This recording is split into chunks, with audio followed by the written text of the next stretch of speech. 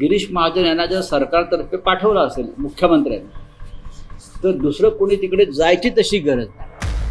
हे जे एकनाथ शिंदे आहेत, हे पॅरलल गव्हर्नमेंट चालवत आहेत का?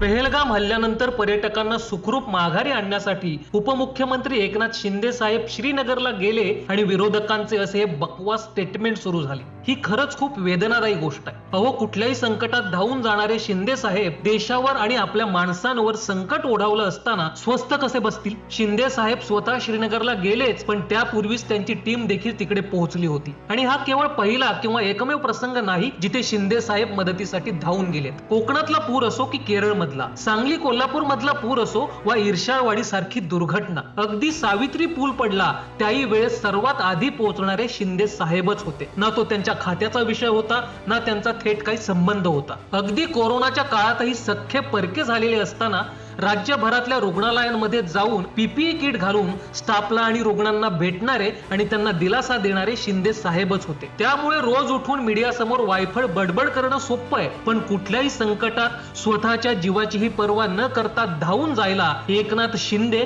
या सच्च्या शिवसैनिकासारखं वाघाचं काळीज लागतं.